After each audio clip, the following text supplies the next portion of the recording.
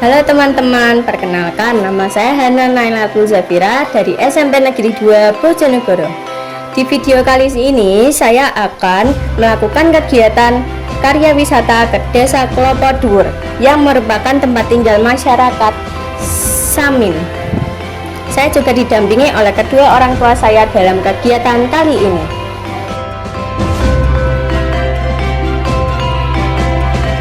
Halo teman-teman, saya sekarang dalam perjalanan menuju Desa Klopo Dhuwur. Di sini saya sudah menyiapkan beberapa pertanyaan dan lembar observasi untuk mengumpulkan informasi di dalam lokasi. Semoga perjalanan lancar dan mendapatkan pengalaman baru yang bagus ya. Stay tune teman-teman.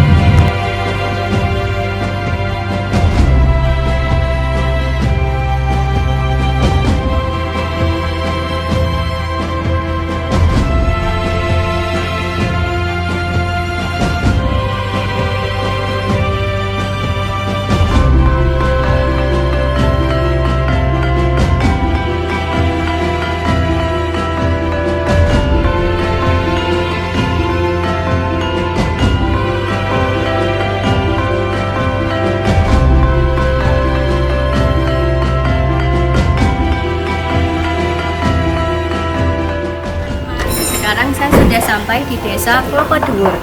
Mari kita mewawancarai tokoh masyarakat yang ada di desa ini. Sekarang saya akan mewawancarai narasumber dari masyarakat Samin. Dengan Bapak siapa? Nama saya Bambang Sutrisno. Saya selaku generasi penerus Samin. Saya putra dari almarhum Mbah Soekardi, sesepuh Samin yang ada di Margomulyo generasi keempat. Saya dari 7 bersaudara.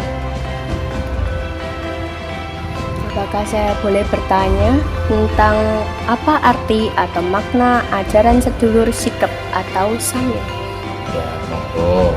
Pada intinya selama niatnya baik, kami akan menerima dan kami akan memberikan apa yang ada yang kami lestarikan sampai saat ini.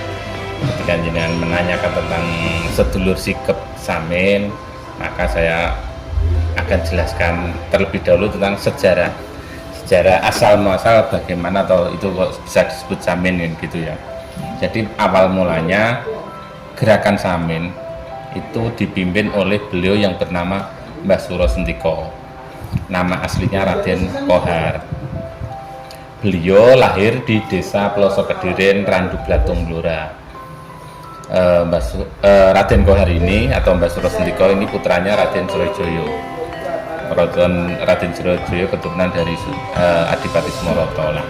Pada waktu itu Mbah Suro Sentiko atau Raden Kohar, beliau membuat perlawanan, gerakan melawan pemerintah penjajah, tetapi dengan cara tanpa kekerasan.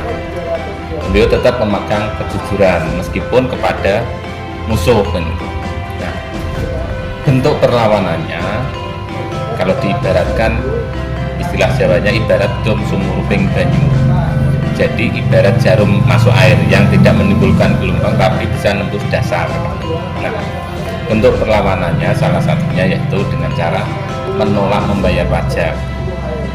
Karena apa? Pajak saat itu untuk membangun negeri Belanda, maka Mbah Suro Sentiko mengajak anak cucunya untuk menolak membayar pajak.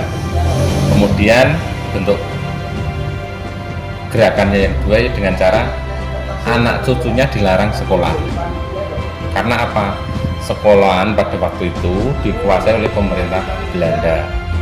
Ketika anak cucunya nanti sekolah, sudah pasti sedikit banyak akan dipengaruhi oleh pemerintah Belanda. Makanya Mbah Suro Sentiko melarang anak cucunya sekolah. Kemudian bentuk perlawanannya lagi dengan cara ketika diperintah itu tetap menjalankan, tidak menolak atau melawan, tidak, tetap menjalankan, tetapi malah merugikan bagi pemerintah Belanda. Misalkan ketika diperintah membersihkan rumah, maka isinya rumah dikeluarkan semua. Kan perintahnya membersihkan rumah. Karena apa? Tujuannya biar dianggap orang gila. dianggap orang stres agar tidak dipekerjakan lagi atau tidak diperintah lagi. Misalkan disuruh dangir jagung, kan perintahnya dangir jagung, maka jagungnya itu yang dicangkuli supaya dianggap orang gila agar tidak diperintah lagi, tidak dipekerjakan lagi. Itu salah satu bentuk strategi. Kemudian bentuk perlawanannya lagi, ketika ditanya itu harus jujur meskipun kepada musuh. Misalnya ditanya kondi, nanti jawabnya komburi, arep neng di, jawab nanti arep ngarep kan, jenengmu sapa, karena saya laki-laki dijawab lanang gitu, menawi perempuan berarti ya wedok kan. Itu dengan tujuan menyembunyikan identitas. Misalnya omah mundi ora tak gowo kan. Karena apa? Itu salah satu bagaimana cara menyelamatkan saudara dan tetap harus jujur kan kepada musuh. Karena ketika diberitahu dari mana, dari rumah si A mau kemana, mau ke rumah si B, kan sudah pasti ketahuan bahwa si A dan si B tadi pengikutnya Mbah Suro Sendiko. Nah, ketika sudah ketahuan, maka didatangilah oleh anak-anaknya Belanda, dirampas harta bendanya supaya takluk kepada pemerintah penjajah kan itu. Karena Mbah Suro Sendiko pengennya menyelamatkan saudara dan tetap jujur meskipun kepada musuh, maka pakai strategi kondi gomburi nanti harus mengarep jeneng sapa lanang, omah mundi ora tak gowo. Itu sebagai strategi menyembunyikan identitas. Maka ada sebutan sedulur sikep. Bagaimana pengaruh ajaran Samin terhadap kehidupan warga di sekitar? Terkait pengaruh terhadap masyarakat sekitar, pada intinya gini, bahwa di pituturnya Mbah Samin Suro Sendiko atau ajarannya itu yaitu kita harus gotong royong. Jadi kalau di prasasti di depan itu ada tertulis 5 pitutur luhur, itu ringkasannya. Yang pertama, aku jujur, sabar, trokal, nrimo. Kemudian yang kedua, ora oleh jrengki srai dawan miren baik kena barang liyan. Kemudian yang ketiga, ora oleh bidus padha padane kabeh sedulur. Kemudian yang keempat, ojo waton ngomong sing waton, dan yang kelima adalah rasa rumangsa. Jadi kalau dari 5 ringkasan pitutur Mbah Suro Sendiko ini bisa dikatakan itu sebuah ajaran universal. Di agama apapun pasti ada dan tidak ada yang bertentangan. Maka ada sebutan Samin itu sami-sami. Karena di situ bahwa kita itu sama-sama kan. Nah, apabila itu menurut kami, apabila itu diterapkan, benar-benar diterapkan dalam kehidupan sehari-hari, pasti akan terjadi keharmonisan masyarakat. Jadi tidak ada tukar padu, jadi mereka jadi guyub rukun. Apabila itu dilaksanakan, maka ya dampaknya yang jelas kehidupan menjadi damai gitu. Bagaimana bentuk rumah atau bangunan khas masyarakat Samin? Karena kami kehidupannya di tepian hutan, maka rata-rata bentuk bangunan rumah yang ada di sini rumah bangunan kayu. Jadi ya seperti ini bentuknya. Gitu. Bagaimana tata lingkungan di desa ini? Kalau tata lingkungan itu tergantung masyarakat sesuai kebutuhannya, dalam artian menyesuaikan dengan lokasi kepemilikan tanah kan. Jadi tidak ada keharusan dalam tata lingkungan harus menghadap sana dan sini, tidak ada paksaan, bahwa Samin itu ajaran tidak boleh memaksa. Apakah ada aturan khusus dalam kehidupan sehari-hari? Untuk aturan khusus dalam kehidupan sehari-hari, jadi orang tua itu memiliki tugas kewajiban memberikan pitutur ke generasi penerusnya, ke anak cucunya. Nah, nanti entah itu dilaksanakan atau tidak tergantung mereka, tetapi selaku orang tua sudah menggugurkan kewajiban memberikan pitutur tersebut. Bagaimana hubungan antar warga di sini? Selama bisa menerapkan atau ngugemi ajaran pitutur Samin ini, ya kondisi tetap guyub rukun. Mungkin ketika saya berbicara seperti ini, monggo nanti jenengan buktikan sendiri, bisa terjun ke keliling sekitar sini seperti apa atau kondisi warganya gitu.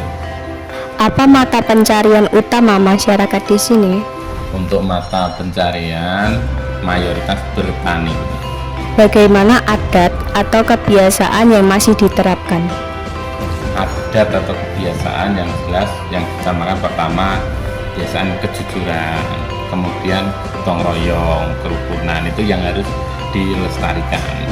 Bagaimana cara warga melestarikan budaya Samin? Cara melestarikannya yaitu dengan cara memberikan contoh kepada generasi penerusnya, itu lebih ke arah kehidupan sehari-hari.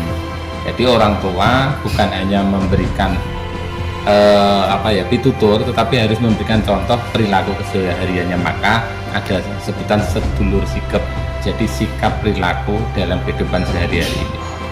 Ini adalah kerajinan batik yang khas dari masyarakat Samin. Motifnya bernama motif obor sewu yang diambil dari sejarahnya Mbah Suro Sentiko ketika mengumpulkan pengikutnya pada malam hari di Oro-Oro Bapangan dengan lampu penerangan obor. Dari sekian banyaknya obor mengelilingi Oro-Oro itu disebut obor sewu, gerakan obor sewu. Kemudian dipakai untuk nama motif batik yang memiliki filosofi obor berarti penerang, sewu berarti banyak, bahwa tujuannya obor sewu ini semoga pituturnya Mbah Suro Sentiko ini menjadi penerang bagi generasi penerusnya. Nah, ini tidak kalah penting teman-teman.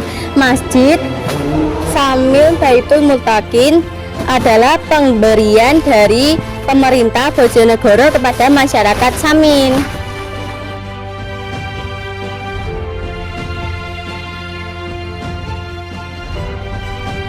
Halo teman-teman, akhirnya kita sudah sampai di akhir kegiatan karya wisata hari ini. Dari kunjungan ini, saya belajar bahwa masyarakat sedulur sikap mengajarkan kita untuk hidup jujur, sederhana, serta menjaga budaya dan tradisi. Pengalaman ini sangat berharga karena memberikan pembelajaran langsung yang kita tidak bisa dapatkan hanya di dalam kelas. Saya juga mengucapkan terima kasih kepada kedua orang tua saya yang telah mendampingi saya selama kegiatan berlangsung. Terima kasih. Wassalamualaikum warahmatullahi wabarakatuh.